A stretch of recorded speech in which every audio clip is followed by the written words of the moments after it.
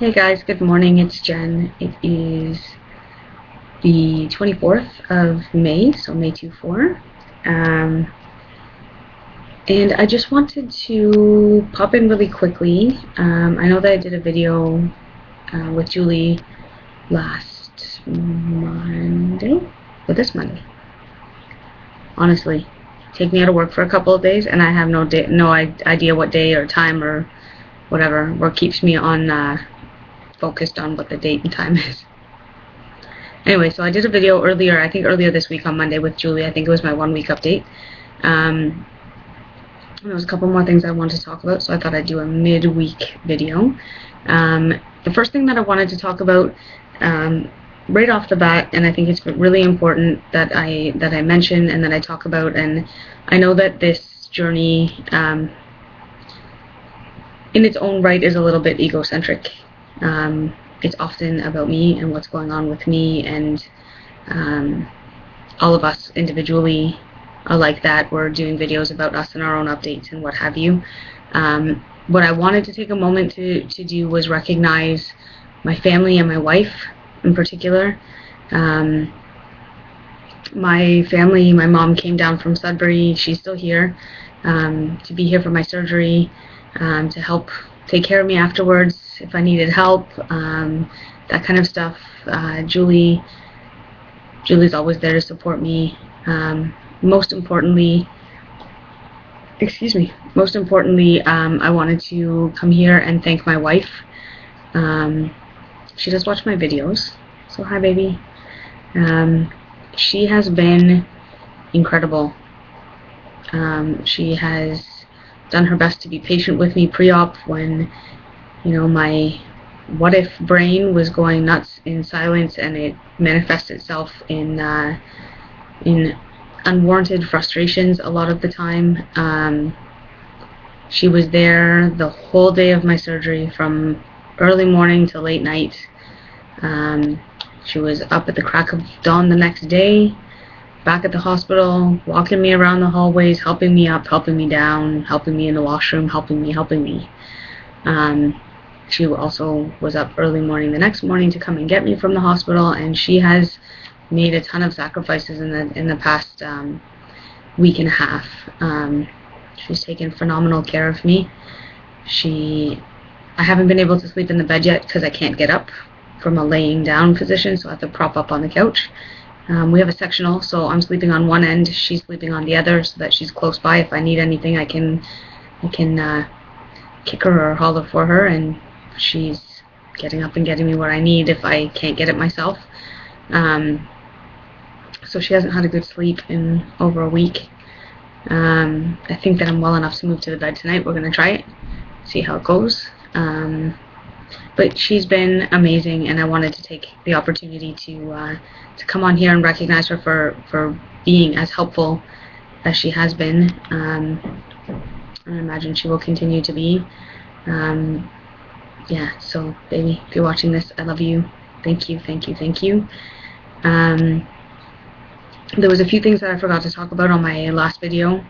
I'm a little bit scatterbrained, guys. I don't know if that's a residual effect of anesthetic, or the drastic reduction in calories, or, you know, my fight to get in enough water, or what have you. So oftentimes I'm bringing up stuff that I have full intentions of talking about and then forget all about it. So I know in my last video I started talking about my heated gown, and I piqued a couple people's interest, and then I never came back to it. So I want to talk about it now. It's not as glamorous as I thought it was going to be. I thought that the heated gown was going to be this like nice, comfortable, plushy, warm gown that was heated, kind of like a heating blanket. That's what I thought it was going to be. Somehow coiled or something to that effect. It was not. It was, if anybody is familiar with the shop paper towels, the blue ones that are relatively thick, they're hard to tear. Essentially the material was that, like a thick paper towel. And underneath, on the underside of it, on the torso section, and my computer's doing that again. Guys, I know you can hear me, and I'm the picture. There we go. Are we back now? Not yet. Now we are. Okay, sorry about that, guys. for some reason it's doing that every time I make a video. Underneath on your torso, there's like a clear plastic square, if you will, with a bunch of holes poked in it. And they set up this, it looks like a vacuum cleaner cord, like a coiled vacuum cleaner cord, and it's on a pole, like a IV pole, with this little device. And they hook that into a hole in the chest of the garment, and they turn on the machine, and what it does is blow warm air into the dress. So it fills up that plastic bag on the inside of the dress with warm air, and then it just blows hot air on your torso, on your stomach, your chest, whatever. And the goal of it is to to raise your body temperature.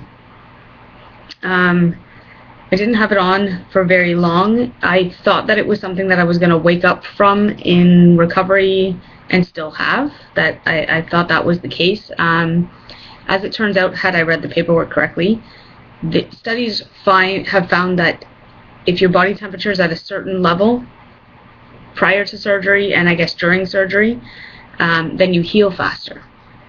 So their goal was to get my body temperature up to that temperature, whatever the temperature was, and then to maintain it. After surgery, that temperature doesn't matter anymore. So I did not wake up in recovery with that gown, which actually I was kind of thankful for, because it was a little bit uncomfortable, to tell you the honest truth.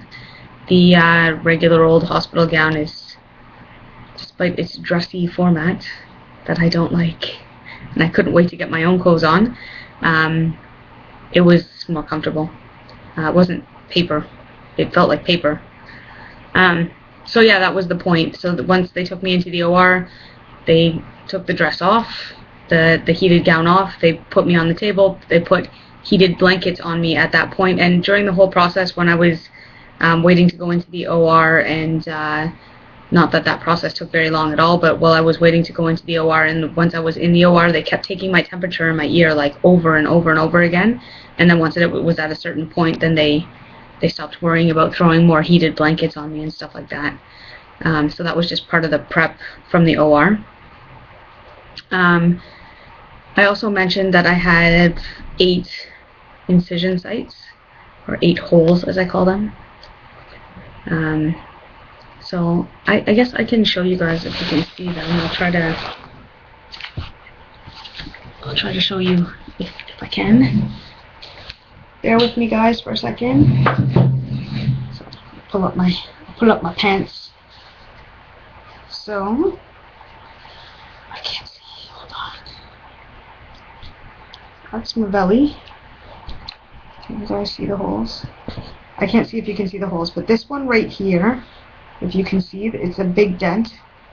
It was more pronounced when I first came out of surgery. It was quite indented there. This is the one that's hurt. So right in this section where my hand is, that's where I've had all my pain. To the side of that up here, I have another one. Up under here, got another. Over here, I've got one here and one here. I have another one down here, and another one down here, and another one down here. So I'm sorry if you guys can't see that well, but that's my incision sites. And I will just rearrange myself here so you can see me again. Those are my 8 incision sites. Now, in effort for a full disclosure, when I was in the operating room, I asked them to record my surgery.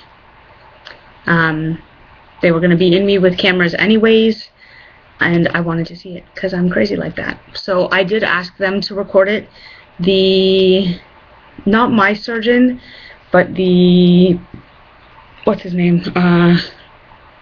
The intern that was in there, his eyes lit up like a Christmas tree, like I had given him the golden key or something. He seemed thrilled by the prospect of recording the surgery. It is a training hospital. My surgeon is the chief of surgery. He is also a teacher at a medical or surgical whatever teacher at U of T.